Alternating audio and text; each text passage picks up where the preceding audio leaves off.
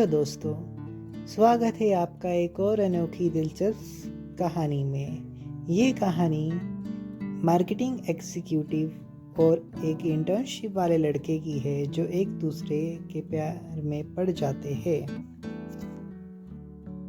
कहानी की शुरुआत मुंबई से होती है। मुंबई एक चमचमाता हुआ शहर। आरव मेहता अपने ब्लेजर कोट का कॉलर ठीक करते हुए नीरेक्स ग्लोबल मल्टीनेशनल फर्म में एंटर करते हैं। वो फुल ऑफ कॉन्फिडेंस से भरे हुए थे।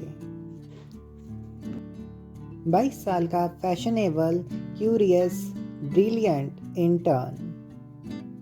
उसे अभी अभी इंडिया की सबसे बड़ी मल्टीनेशनल फर्म में चुना गया था एज अ इंटर्न।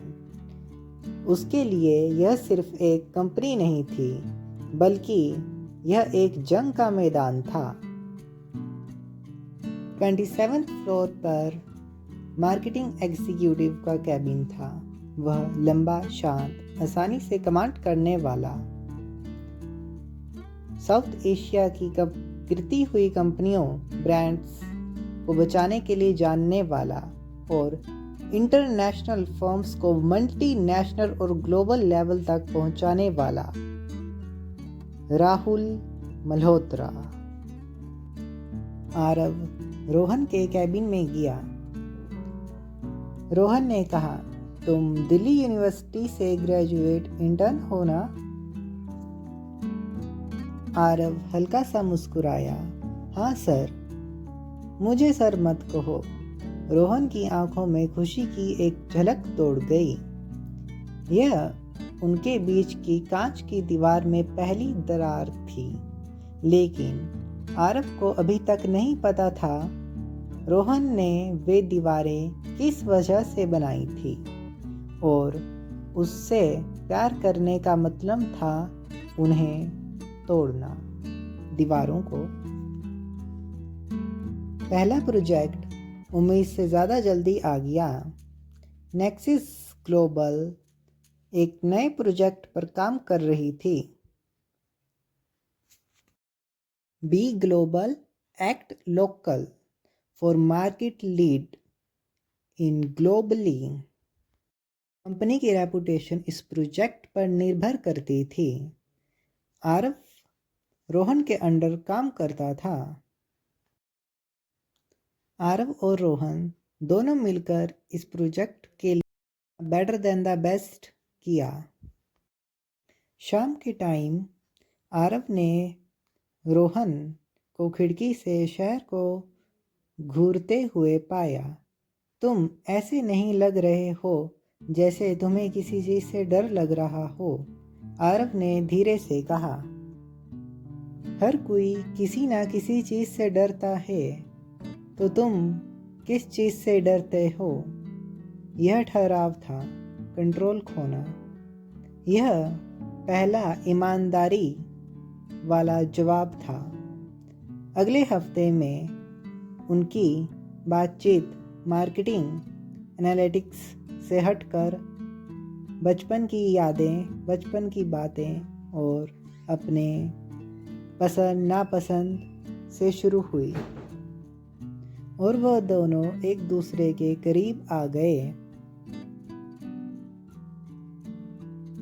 सालों बाद राहुल का अकेलापन दूर हुआ, लेकिन ऑफिस गॉसिप्स पर ही बनता है। कानाफूसी शुरू हुई। वे बहुत करीब है, इंटर्न और मार्केटिंग एग्जीक्यूटिव।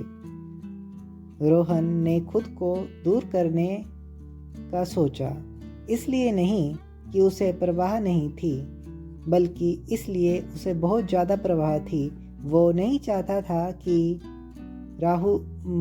आरव का करियर बर्बाद हो जाए, क्योंकि वह अभी अपने स्टार्टिंग एज में ही था, और राहुल ने वो सारे अचीवमेंट्स अचीव कर लिए थे जो एक सक्सेसफुल मार्केटिंग एग्जीक्यूटिव और ग्लोबल लीडर में होने चाहिए। लेकिन अचानक एक मुसीबत आ गई। कंपनी का वो स्पेशल प्रोजेक्ट लीक हो गया। सीधा शक सारा का सारा इंटर्न पर गया, क्योंकि वही न्यू ज्वाइनिंग था। रोहन को एक इमरजेंसी बोर्ड मीटिंग में बुलाया गया। सबूत पक्के लग रहे थे। आरव ने देर रात फाइल एक्सेस की थी। एचआर ने नौकरी से निकलने को कहा। रोहन टूटा हुआ महसूस कर रहा था। प्रोफेशनल रेपुटेशन या प्यार, उसे किसी और को चुनना था। रोहन को आरव की ईमानदारी और अपने प्यार पर पूरा भरोसा था। रोहन ने कुछ सिसकियां भरी। उसने पर्सनल जांच के लिए बोर्ड को कहा। उस रात उसने आरव का सामना किया। क्या तुमने यह किया है? आरव की आंखें चौड़ी हो गई। दुख से नहीं, गुस्से से नहीं, बल्कि हैरानगी से। अगर तुम्हें ऐसा लगता है कि ये मैंने किया है तो तुमने मुझे अभी तक नहीं जाना, मिस्टर। इससे रोहन का दिल टूट गया और उसे बहुत बुरा लगा। उसने और गहरी जांच की। सीसीटीवी की फुटेज और डिवाइस पर डेटा ट्रैक करते हुए दूसरा कोई व्यक्ति पकड़ा गया जो असली गुनहगार था। रोहन ने उसकी पोल बोर्ड ऑफ डायरेक्टर के सामने मीटिंग में खोल दी। उसने प्रेजेंटेशन पे डाटा लीक करते हुए उसकी सारे फुटेज दिखा दी। राहुल ने राहत की सांस ली और आरव को वापस बुलाया। ऑफी टेरिस पर जश्न मनाया गया। मानसून की हल्की बारिश और रोमांटिक म्यूजिक के साथ। पर रोहन अकेला रेलिंग के पास खड़ा था। राहुल उसके पास आया। आरव ने कहा, हमारा क्या? यह शब्द वहीं अटक गया। पहली बार उसे कोई शख्स मिला था। मुझे तो यह भी नहीं पता कि हम क्या हैं, आरव ने धीरे से कहा। रोहन पास आया। बारिश की बूंदें उनके आसपास से यूं गुजर रही थी मानो जैसे वो उन्हीं के लिए बरस रही हो।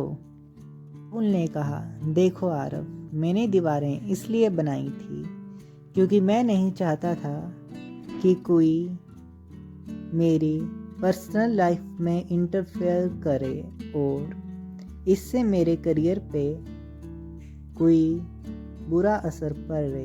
पर अब नहीं, अब तुम आ गए हो। उस शाम आरव ने उसे अलग तरह से देखा, बॉस की तरह नहीं बल्कि एक लाइफ पार्टनर की तरह, प्यारा और सच्चा। प्यार अब कोई ड्रामा नहीं रहा। वह साथ में प्रोजेक्ट पे काम करते, एक दूसरे की पसंद नापसंद का ख्याल रखते और जो आरव को अच्छा लगता वो राहुल करता और जो राहुल को अच्छा लगता वो आरव करता। अपनी प्रोफेशनल और फैमिली लाइफ का बैलेंस बना करके चलते। राहुल ने कहा, मुझे खुद को खोने का डर था पर अब नहीं। अब मैंने खुद को पा लिया है तुम्हारे जरिए, तुम्हारे प्यार के जरिए, तुम्हारे भरोसे के जरिए और ईमानदारी के जरिए। बादल गरज उठे। राहुल ने आरव को थाम लिया। बेताबी में नहीं बल्कि सच्चे, पक्के और साफ मन से, एक सच्ची प्यारी मोहब्बत के साथ। ये पल उनके लिए एक किसी ऐसे भी ना देखे गए सपने जैसा जो पूरा हो गया। और अब उस अकेलेपन की जगह एक सच्चे प्रेमी, सच्चे आशिक ने ले ली, जो दिलो जान से एक दूसरे पे अपनी जान छिड़कते थे।